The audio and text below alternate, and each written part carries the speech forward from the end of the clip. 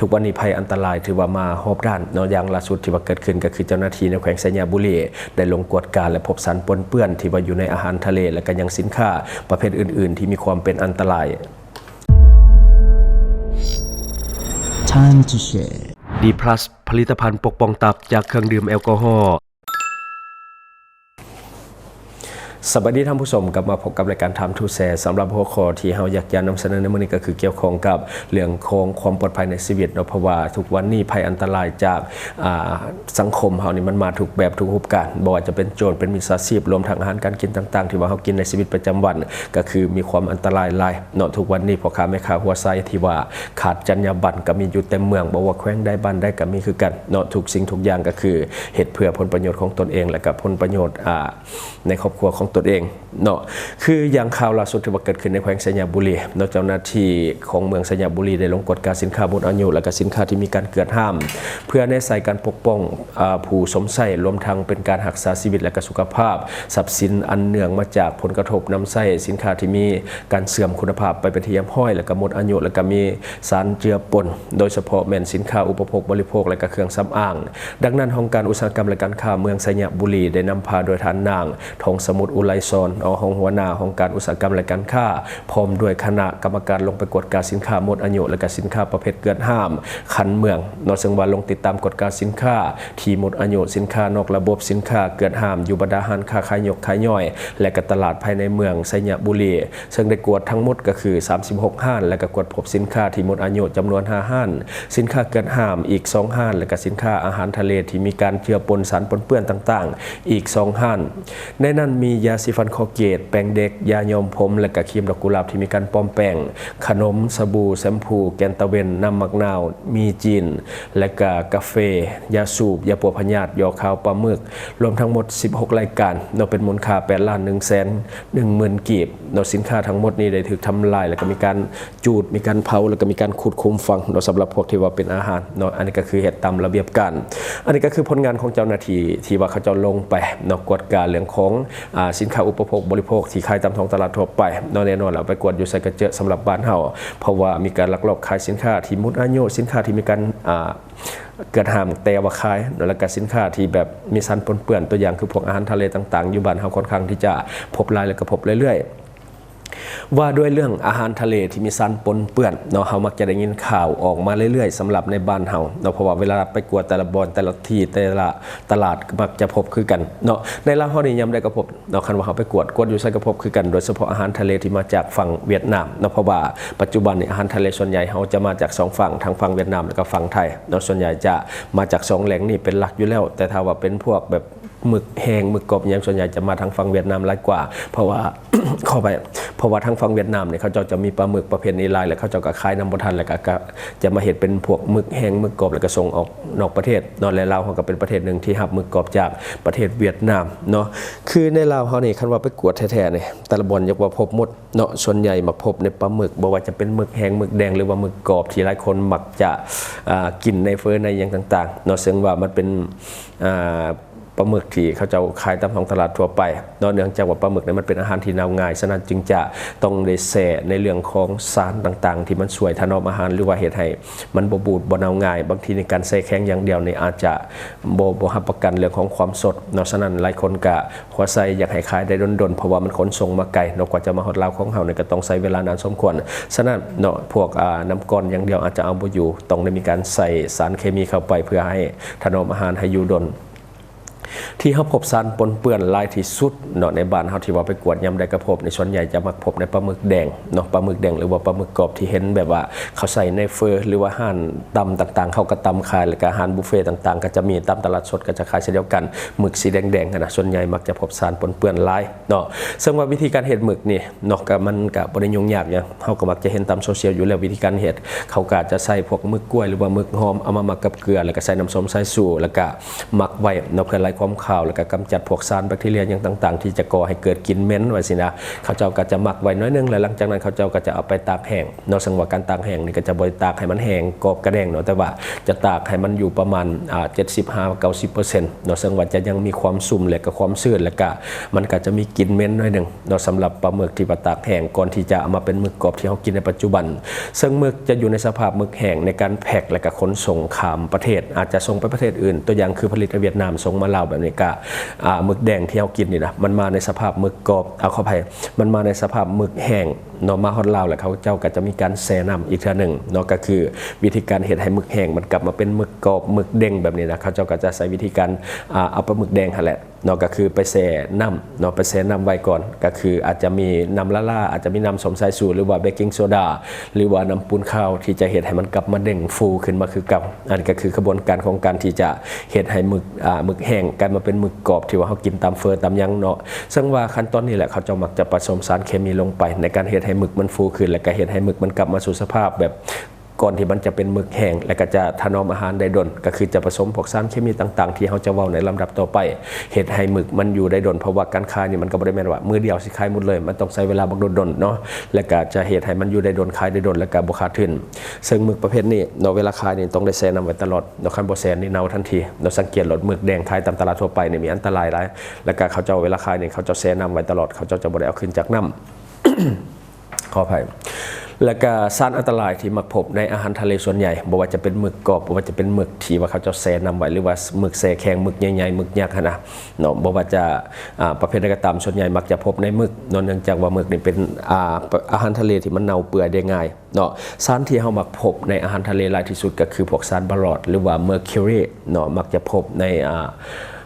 ปลาหมึกสัดส่วนใหญ่หรือบอกกับเป็นปลาทะเลประเภทอาหารที่มันเน่าง่ายเราส่วนใหญ่มักจะพบสารประเภทนี้และต่อมาก็จะเป็นสารแคดเมียมเราสารแคดเมียมก็จะอยู่ในกลุ่มเดียวกันนี่แหละและก็ต่อมาก็จะมีสารตะกั่วต่อมาก็จะเป็นอาร์เซนิกและก็ไมโครพลาสติกเราที่ว่ามักจะพบในพวกอาหารทะเลหลายที่สุดคือพวกไมโครพลาสติกในส่วนใหญ่มันจะได้มาจากทะเลโดยตรงก็คืออาจจะบริมีการปนเปื้อนตอนขบวนการในการผลิตแต่ว่าจะได้มาจากทะเลหลายกว่าเพราะว่าทุกวันนี้เฮาทิมขี้เหงื่อทิมขยะอย่างต่างๆลงทะเลแล้วก็เฮ็ดให้พวกปลาพวกอย่างต่างๆที่มันอยู่ในทะเลนี่ได้รับไมโครพลาสติกหรือว่าพลาสติกที่มันขนาดย่อยที่มันย่อยอยู่ในน้ำเวลามันถึงน้ำเกลือในน้ำทะเลน่ะมันจะเปื่อยเนาะเวลามันเปื่อยเนี่ยพวกปูพวกปลาอย่างมันก็จะกินแล้วเขาก็จะได้พวกไมโครพลาสติกหรือว่าพลาสติกที่มันขนาดน้อยๆนะเนาะคือสารเหล่านี้ทั้งหมดที่เรามาบอกว่าจะเป็นบาลอดหรือว่าแคดเมียมตะกั่วหรือว่าอาร์เซนิกไมโครพลาสติกนี่ล้วนแล้วแต่เป็นอันตรายต่อสุขภาพเวลาเขากินเข้าไปเนาะบอกว่าจะสิ่งมีชีวิตที่เป็นคนหรือว่าเป็นสัตว์ชนิดอื่นๆกินเข้าไปก็เป็นอันตรายทั้งนั้นเนาะเพราะว่ามันบ่แม่นสิ่งที่เป็นอาหารเนาะแต่ว่าเขาเอามาใส่ในกระบวนการถนอมอาหารเนาะซึ่งว่าพวกหัวไซหรือว่าคนที่เห็นแก่ตัวคนที่ขาดจรรยาบรรณในการค้าขายเนี่ยเขาเจ้าก็จะเอามาใส่เนาะเพื่อว่าบ่ให้เขาเจ้าขาดทุนคือความอันตรายจากสารบาลอดเนาะเดี๋ยวเรามาเบิ่งนํกันความอันตรายจากสารบาลอดแน่นอนมันส่งผลเสียต่อระบบประสาทและก็สมองเนาะอันนี้หลายคนอาจจะรู้นำกันอยู่แล้วโดยเฉพาะเด็กน้อยและก็ผู้หญิงถือผ้าจะมีผลข้างเคียงค่อนข้างที่จะเห็นได้ชัดเจนกว่าถ้าเป็นผู้ใหญ่ทั่วไปธรรมดาก็บ่เป็นหยังก็บ่ค่อยเห็นบ่ได้แสดงอาการทันทีแต่ถ้าว่าเป็นเด็กน้อยจะได้รับผลกระทบหลายและก็ผู้หญิงถือผ้ารวมทั้งลูกในท้องก็จะได้รับผลกระทบหลายสำหรับผู้ที่ว่าได้รับสารตะกั่วเข้าไปในร่างกายของท่านเนาะและบัดนี้ความอันตรายจากสารแคดเมียมในบัดนี้หลายคนน่าจะเคยได้ยินตามข่าวโดยเฉพาะเพื่อนบ้านของเฮามักจะได้ยินเรื่อยๆสารแคดเมียมนี่เป็นอันตรายต่อสุขภาพก็คือมะไขลังโดยตรงเนาะตัวนี้จะไปทำลายมะไขลังโดยตรงเวลาเฮากินเข้าไปเป็นต้นเหตุให้กระดูกฝอยกระแม่นคือกันเป็นต้นเหตุให้กระดูกฝอยกระแม่นเนาะก็คือกินแล้วกระดูกมันจะบ่ค่อยแข็งแรงปานใดมันจะเปาะมันจะแตกง่ายเนาะพวกแข็งหักขาหักเนี่ยมันจะเกิดขึ้นได้ง่ายเนื่องจากว่ากระดูกมันบ่แข็งแรงย้อนว่าได้รับสารแคดเมียมเข้าไปและต่อมาก็คือความอันตรายจากสารตะกั่วเนาะอันนี้เฮามักจะได้ยินตลอดตามอาหารต่างๆมักจะมีโดยเฉพาะอาหารทะเลมันก็จะเข้าไปทำลายระบบประสาทและก็เรื่องของภูมิคุ้มกันในร่างกายของเฮาซึ่งว่ามันจะมีผลต่อพัฒนาการของเด็กน้อยถ้าว่าเด็กน้อยได้รับสารตะกั่วเข้าไปหลายนี่ก็จะเฮ็ดให้พัฒนาการในช้าหรือว่าอาจจะสมองบ่อยากดีปานใดสำหรับเด็กน้อยที่ว่าได้รับผลกระทบจากสารตะกั่ว โดยเฉพาะพาลูกพาเต้าไปกินอาหารทะเลแบบบุฟเฟ่แบบนี้จะได้รับสารตะกั่วจำนวนหลายนอละกะจะเกิดความดันเลือดสูงนำเวลาเขาได้รับสารตะกั่วเข้าไป และต่อมาก็คือความอันตรายจากสารอาร์เซนิกเนาะสารอาร์เซนิกและคนอาจจะบ่ค่อยได้ยินไปได้แต่ว่ามันกับปนเปื้อนตามอาหารทะเลซะส่วนใหญ่เนาะก็คือมันจะเกิดอาการอาหารเป็นพิษกินเข้าไปปุ๊บเนาะจะเกิดอาการท้องเสียท้องร่วงตัวอย่างคือกินปลาหมึกแบบสุกแน่บ่สุกแน่สังเกตเลยถ้าเฮาลวกปลาหมึกบ่อยากสุกบ่ได้กินเข้าไปนี่จะแบบเสียบท้องหุนแห้งเนาะโดยเฉพาะปลาหมึกที่แบบปลาหมึกใหญ่ๆปลาบึกแยกนั่นน่ะเวลากินเข้าไปนี่จะเกิดอาการท้องเสียถ้าว่าเฮาลวกบ่สุกหรือว่าเฮาต้มบ่สุกเนาะมันจะเพิ่มความเสี่ยงในการเป็นมะเร็งบางชนิดนำเนาะสำหรับสารที่เป็นอาร์เซนิกเนาะก็คือจะเพิ่มความเสี่ยงในการที่จะเป็นมะเร็งหรือว่าเกิดโอกาสเพิ่มโอกาสที่จะเป็นมะเร็งหลายขึ้นและก็เกิดอาการสักกระตุกพวกตับพวกมะไขลังเนี่ยก็จะเสียหายได้ง่ายถ้าว่าได้รับสารตัวนี้เข้าไปในปริมาณที่หลายเนาะและต่อมาก็คือความอันตรายจากไมโครพลาสติกเนาะจะเป็นการรบกวนเรื่องของการเฮ็ดเวียกของฮอร์โมนและก็เรื่องของภูมิคุ้มกันหลายกว่าเวลาเขากินตัวนี้เข้าไปเนาะพวกอันนี้ก็มันเลี่ยงบ่ได้ดอกเพราะว่าในปัจจุบันในครอบครัวของเราก็มีพวกซ้ำที่เป็นพลาสติกหรือว่าอย่างต่างๆที่เป็นพลาสติกบางทีเขาขูดมีอย่างแบบนี้นะตัวอย่างคืออาหารต่ำที่เขาจะใส่บ่วงหรือว่าใส่จองที่เป็นยางเขาก็ขูดขกตลอดแบบนี้เขาก็ได้รับพวกไมโครพลาสติกเข้าไปในร่างกายเช่นกันเนาะอันนี้ก็คือความอันตรายที่เกิดขึ้นจากสารต่างๆที่มันแบบเจือปนอยู่ในอาหารทะเลฉะนั้นทุกคนอย่าแปลกใจเนาะเวลาซื้อยังนี่ก็ต้องได้ระมัดระวังเนาะเรื่องกับพวกสารเคมีต่างๆที่ว่ามันเป็นอันตรายต่อสุขภาพเฮาบุคคลกินอาหารทะเลที่ซื้อสะสายหาควรซื้อจากแหล่งใหญ่ๆบ่อนที่ได้มาตรฐานที่เอาเข้ามาถูกต้องตามกฎหมายที่มีแบบกระทรวงสาธารณสุขที่เขาเจ้าเข้ามากวนแบบนี้จะปลอดภัยกว่าคันว่าเฮาซื้อสะสายแบบห้านอาหารที่แบบเน่าแล้วแมงวันตอมแล้วแบบนี้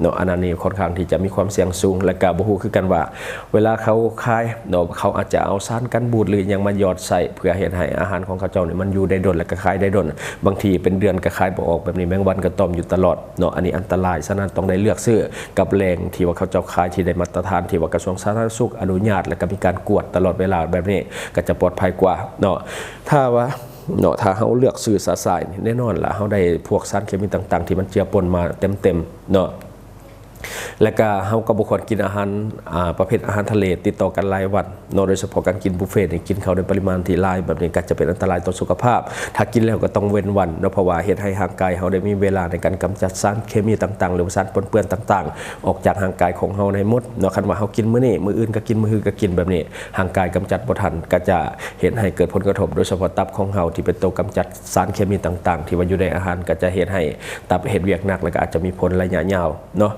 สาเหตุที่คนเราบุคคลกินอาหารทะเลแบบหลายจนเกินไปเนาะเดี๋ยวเฮามาเบิ่งนำกันคือประเทศลาวเฮานี่เป็นประเทศที่อยู่ไกลจากทะเลว่าง่ายคือประเทศเฮานี่บ่มีทะเลแล้วก็อยู่ห่างไกลจากทะเลฉะนั้นการที่จะเอาอาหารทะเลเข้ามาในประเทศเฮานี่บ่แม่นเรื่องง่ายจุดที่ว่าประเทศลาวไกลทะเลที่สุดเนาะก็คือความห่างนอกจากประเทศลาวกับทะเลที่ว่าจุดที่ไกลที่สุดก็คือ220กิโลเมตรอันนี้คือไกลที่สุดแล้วเนาะ220กิโลเมตรจากแขวงอัตตปือในภาคใต้ของประเทศเฮาไปทางเมืองกวางไงเนาะหรือว่าเมืองดานังของประเทศเวียดนามออกสู่ทะเลจีนใต้อันนี้คือจุดที่ไกลที่สุดเนาะแต่ว่า220กิโลเมตรเนาะจึงฮอดทะเลฉะนั้นอย่าแปลกใจเลยว่าเป็นยังเนาะอย่าแปลกใจเลยว่าเป็นอย่างอาหารทะเลที่เดินทางมาถึงประเทศลาวเขามักจ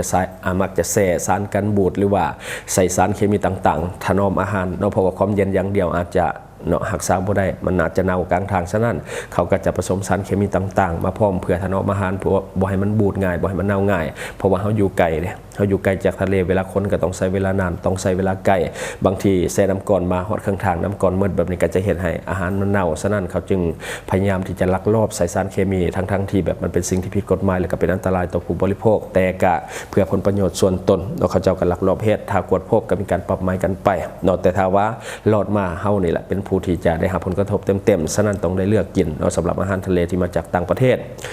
และอีกอย่างหนึ่งเนาะมาเว้าเรื่องของพฤติกรรมของคนลาวเวลาซื้อเครื่องเนาะมันบ่ได้อันตรายเฉพาะแต่เครื่องที่มาจากเป็นอาหารทะเลดอกพวกเครื่องใช้ในครัวเรือนหรือว่าเครื่องใช้ในชีวิตประจำวันของเฮาพวกเครื่องสำอางต่างๆมันก็มีความอันตรายเช่นเดียวกันเนาะคนลาวส่วนใหญ่มักจะซื้อเครื่องโดยที่ว่าบ่ได้อ่านฉลากหรือว่าบ่ได้กวดการหยังเลยเนาะแม้แต่วันหมดอายุเฮาก็บ่ค่อยเบิ่งเพราะว่ามันเป็นความคุ้นเคยและก็เป็นสินค้าที่เฮาคุ้นเคยอยู่แล้วเนาะเวลาเฮาไปซื้อเดิมๆแบบนี้เฮาก็คิดว่ามันบ่เป็นหยังดอกก็ซื้อมาเนาะอันนี้ก็คือพฤติกรรมมักง่ายแล้วก็มักความสะดวกสบายของเฮาเองเนาะสินค้าที่วางขายในท้องตลาดทุกมื้อนี้มันเป็นล้านๆสินเป็นล้านๆอันเนาะฉะนั้นเจ้าหน้าที่จาก อุตสาหกรรมและการค้าแบบนี้เขาจะลงไปกวดได้แต่บางส่วนเขาก็ซุ่มกวดเขาไม่ได้กวดทุกตัวบางทีสินค้าประเภทเดียวกันแต่ซื้อมาคนละล็อต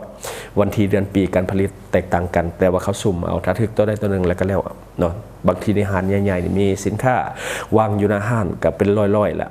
เนาะอยู่โกดังอีกบักหลายๆบางทีสั่งมาคนละล็อตแบบนี้บางทีกวดตัวนี้นี่ตัวที่เขาเอามาวางบางทีมันอาจจะบ่ทันหมดอายุแต่ว่าตัวทั้งที่อยู่ด้านในมันอาจจะหมดอายุแล้วแบบนี้ก็จะเฮ็ดให้มันกวดยากเนาะต่อให้เจ้าหน้าที่ไปบอกหลายๆคนก็บ่สามารถที่จะกวดได้ทั้งหมดเพราะว่าสุดท้ายแล้วเขาจะก็ซุ่มกวดเขาบ่ได้ไปเบิ่งเทอละอันเขาเบิ่งบ่รอนดอกเนาะเขาจะก็ซุ่มกวดคือกันแล้วก็สินค้าเนี่ยมันบ่ได้มาล็อตเดียวมันมาคนละล็อตเนาะก็แบบมันหมดแล้วก็สั่งแบบนี้นะเนาะแล้วมันก็ยังมีพ่อค้าแม่ค้าหลายห้างที่ว่าบ่เคยเช็ควันหมดอายุของสินค้าภายในห้างของตนเองบางทีก็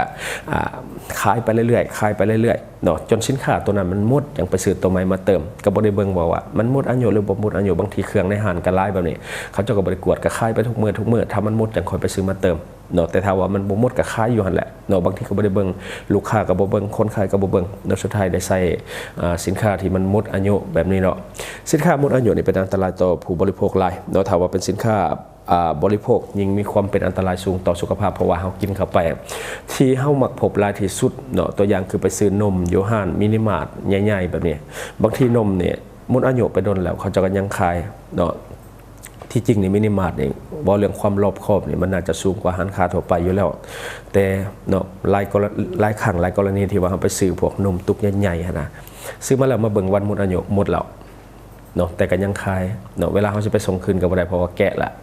ะเนาะเฮาเองก็บ่รอบคอบเสียเปรียบซื่อๆเนาะเสียเงินไปละล่ะเนาะสินค้าบริโภคนี่อันตรายเพราะว่าเฮากินเข้าไปในร่างกายแต่ถ้าว่าเป็นสินค้าอุปโภคสินค้าที่ใส่ภายในครัวเรือนแบบนี้มันก็มีความเสี่ยงน้อยลงมันก็ยังใครแน่ประเภทพวกเครื่องสำอางหรือว่าอย่างต่างๆเฮาใส่พวกสบู่พวกแฟบก็บ่เป็นหยังเวลาใส่ก็เนาะมันอาจจะระคายเครื่องแต่มันก็บ่อันตรายถึงแบบชีวิตแต่ถ้าว่าเป็นเครื่องอุปโภคบริโภคเนี่ยตัวอย่างคือพวกกะทิพวกหยังนี่มันมักเสียไว้เนาะแล้วก็บางทีนี่อายุบ่หมดเด้สินค้าบางอย่างนี่อายุบ่ได้หมดแต่ถ้าถูกแสงแดดหลายนี่เสื่อมคุณภาพบ่ว่าจะเป็นเครื่องสำอางที่มันเป็นสารเคมีนะบ่ว่าจะเป็นยาปัวพยาธิเนาะอันนี้บ่จำเป็นต้องให้หมดอายุเนาะสินค้ามันถูกแดดหลายๆมันเสื่อมเพราะว่าพวกนี้มันสังเคราะห์มาจากสารเคมีเวลามันถูกกับแดดถูกกับสภาพแวดล้อมเนาะมันก็เกิดปฏิกิริยาแล้วก็ทำลายตัวเองไปเนาะอันนี้ใครได้ครับมันทำลายตัวเองแต่ถ้าว่ามันเปลี่ยนสภาพไปเป็นแบบสารพิษแบบนี้เฮานี่แหละคนที่อันตรายเนาะบางคนหัวหมดอายุแต่ว่ายังขายเนาะเพราะว่ายันขาดทุน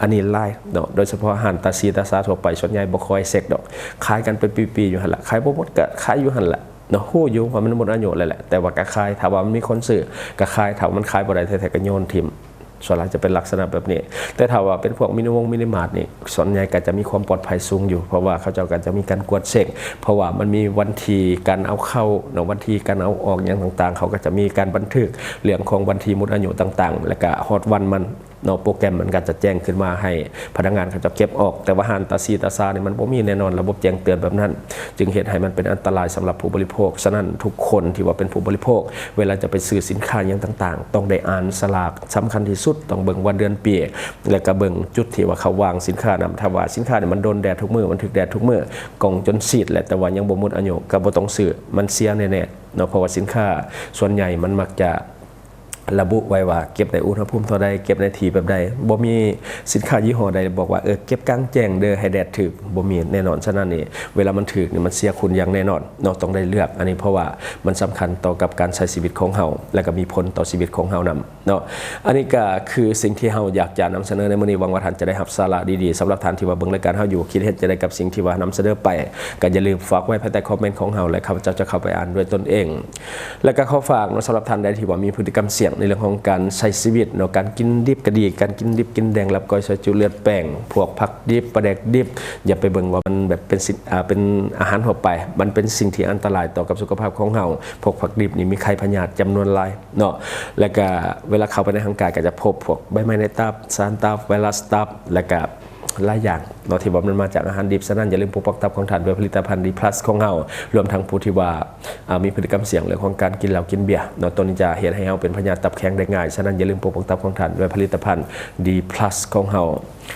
และก็ข้อฝากสำหรับท่านใดที่ว่ามีแผนจะก่อสร้างเฮือนซ่านเฮือนอยู่ก็ดีเป็นพวกบ้านพักโรงแรมก็ดีหรือว่าอาคารบ้าน2ต่างๆอย่าลืมเอิ้นใช้บริการกับบริษัทพวกเฮาบริษัทเพชรสุขมิตรเจริญทรัพย์จำกัดผู้เดียวบริการก่อสร้างครบวงจรตั้งแต่การสำรวจพื้นที่การออกแบบการหามาก่อสร้างในการเป็นที่ปรึกษาโครงการเนาะอย่าลืมเอิ้นใช้เอิ้นหากับบริการของพวกเฮาบริษัทเพชรสุขมิตรเจริญทรัพย์จำกัดผู้เดียวและสำหรับท่านที่ว่าเบิ่งรายการเฮาอยู่ถ้าคิดว่ารายการของเฮามีสาระหรือว่ามีประโยชน์อยากส่งเสริมอยากซัพพอร์ตอยากจะให้กำลังใจทีมงานของพวกเฮาก็อย่าลืมกดติดตามช่องเพราะว่าการกดติดตามช่องถือเป็นช่องทางเดียวแท้ๆที่จะเฮ็ดให้ทีมงานของเฮามีรายได้และก็มีกำลังใจในการผลิตคอนเทนต์ดีๆแบบนี้ให้ท่านได้ชมเรื่อยๆอย่าลืมให้กำลังใจทีมงานของพวกเฮาโดยการกดติดตามช่องขอขอบใจอยู่เมืองลาวใช้แต่เงินกีบลาวและส่งเสริมผลิตภัณฑ์ภายในเพื่อลดพรการนำเข้าสินค้าและแก้ปัญหาเงินตาบริษัทเพชรสุขมิไซเจริญทรัพย์จำกัดผู้เดียวบริการก่อสร้างครบวงจรหับสำรวจพื้นที่ก่อสร้างและให้คำปรึกษาโครงการหับออกแบบโครงการต่างๆทั้งแบบ 2D และ 3D การบริการคิดไล่และการประเมินโครงการก่อสร้างหับเป็นที่ปรึกษาโครงการก่อสร้างต่างๆสำหรับท่านใดที่สนใจอยากใช้บริการกับบริษัทเพชรสุขมิไซเจริญทรัพย์จำกัดผู้เดียวสามารถติดต่อที่เบอร์ 02055662255 หรือ 02077776451 หรือท่านจะเข้าไปเบิ่งผลงานที่ผ่านมาของบริษัทพวกเฮาได้ที่แฟนเพจบริษัท PSMC จำกัด Subscribe for more video.